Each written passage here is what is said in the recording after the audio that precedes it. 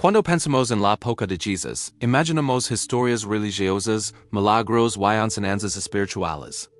Pero rara vez pensamos en algo igual de importante. La economía que sostenía la vida diaria. ¿Cómo compraba la gente comida? ¿Cómo se pagaban los impuestos? ¿Quién era rico y quién luchaba por sobrevivir? Entender la economía de este tiempo nos permite ver las enseñanzas de Jesús con nuevos ojos. Este video revela cómo funcionaba realmente el dinero, el comercio y el poder económico en una de las pocas más influentes de la historia. Este tema importa porque la economía influye directamente en la vida de las personas comunes. Las parábolas de Jesús hablan de deudas, trabajadores, impuestos, ricos y pobres, porque todos entendían ese lenguaje. Sin comprender el sistema económico de la época, perdemos el contexto real de muchas de sus enseñanzas. Además, muchas dinámicas económicas de aquel tiempo siguen existiendo hoy: impuestos, desigualdad, poder político y dependencia financiera. Conocer esta historia nos ayuda a entender no solo el pasado sino también el presente. 1. Una economía agrícola y de subsistencia. En tiempos de Jesús, la economía estaba basada casi completamente en la agricultura. La gran mayoría de la población vivía en aldeas pequeñas y dependía de la tierra para sobrevivir. Las familias cultivaban trigo, cebada, olivas y uvas, no para acumular riqueza, sino para cubrir sus necesidades básicas. El objetivo principal no era crecer económicamente, sino sobrevivir año tras año. El problema era que esta economía era extremadamente frágil. Una mala cosecha, una sequía o una plaga podían destruir todo el sustento de una familia.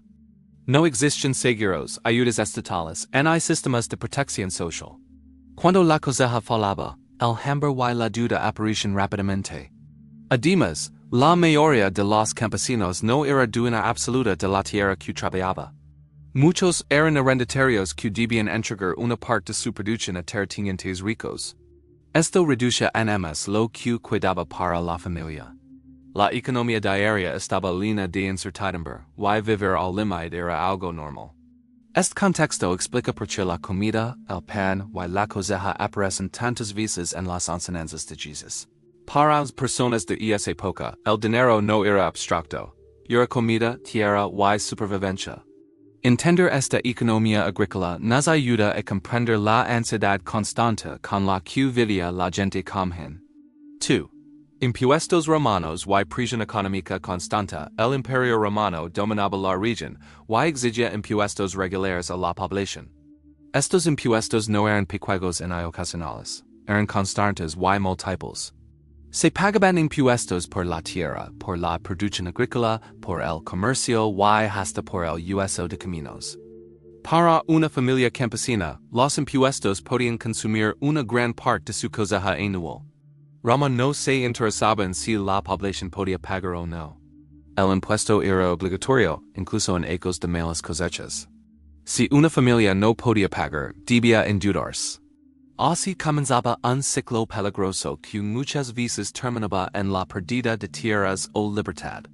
Además de los impuestos romanos, también existen impuestos religiosos y tributos locales. Esto hacía que la carga total fuera aún más pesada. La presión económica era constante y afectaba cada aspecto de la vida diaria. Este sistema explica el resentimiento hacia Roma y hacia quienes colaboraban con el sistema fiscal. La economía no era solo un tema financiero, sino una fuente diaria de opresión. Vivir bajo impuestos elevados significaba vivir con miedo a perderlo todo. 3. El papel de los recaudadores de impuestos. Los recaudadores de impuestos ocupaban uno de los roles más odiados de la sociedad. Roma utilizaba un sistema en el que estos recaudadores adelantaban dinero al gobierno y luego cobraban a la población lo que consideraban necesario para recuperar su inversión y obtener ganancias. Esto incentivaba el abuso. Los recaudadores podían cobrar más de lo debido sin consecuencias. La población no tenía forma de defenderse. Por esta razón, los recaudadores eran vistos como traidores, ladrones y colaboradores del poder opresor. Socialmente, estaban marginados. Eran ricos pero despreciados. Tenían dinero pero no honor. Este contexto es que las historias don Jesus interactía con recaudadores de impuestos son tan impactantes. Económicamente, los recaudadores representaban un sistema injusto donde el poder y el dinero estaban desconectados de la justicia. La riqueza no siempre venía del trabajo, sino del control del sistema. Esto profundizaba la desigualdad y el resentimiento social. 4. Deuda, pobreza y esclavitud económica. La deuda era una amenaza constante. Cuando una familia no podía pagar impuestos o sobrevivir una mala cosecha, pedía préstamos.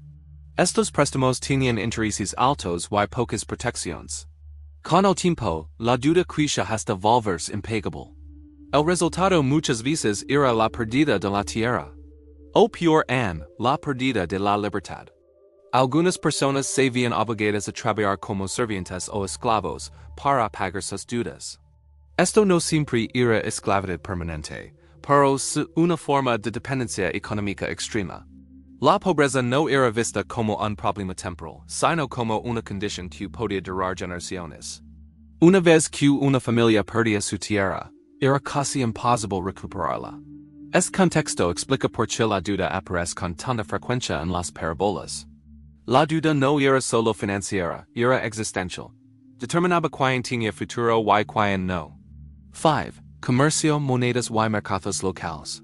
Aunque la mayoría vivía de la agricultura, el comercio existía y era fundamental.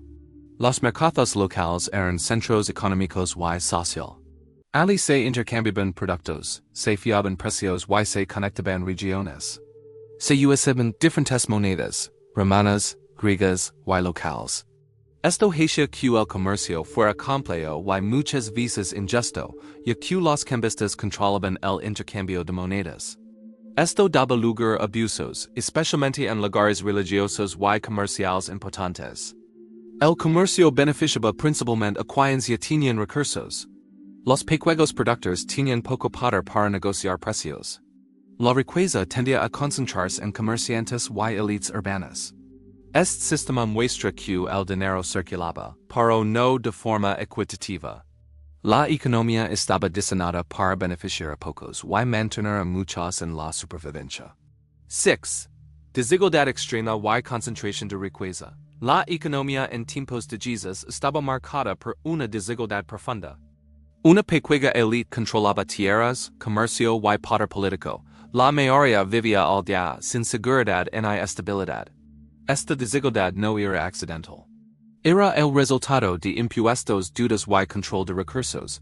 Los ricos podían resistir crisis. Los pobres no. La brecha económica era visible en la vida diaria. Casas, ropa, comida y oportunidades mostraban claramente quién tenía poder y quién no.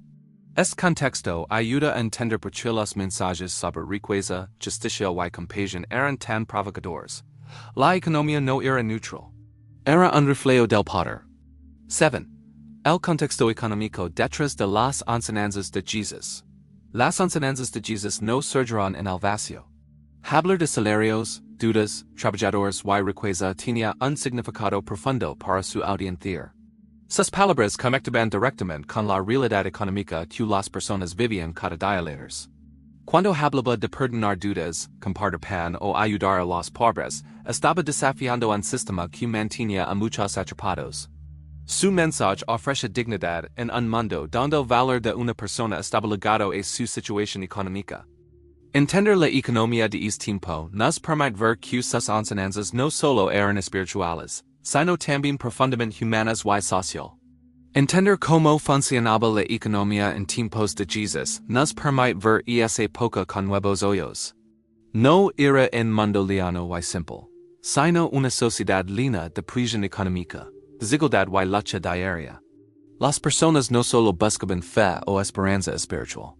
Buscaban sobrevivir en un sistema que muchas veces parece injusto y agotador. Al conocer este contexto, las enseñanzas de Jesús se vuelven más claras y humanas. Sus palabras hablaban directamente a personas endeudadas, cansadas y sin poder.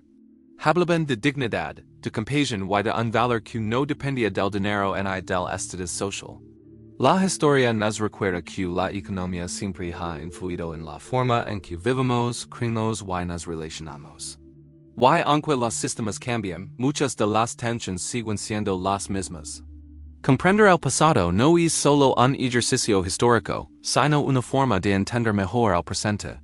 Al final, detrás de cada moneda, impuesto y deuda, había personas reales. Y esa realidad es lo que hace que esta historia siga siendo relevante hoy.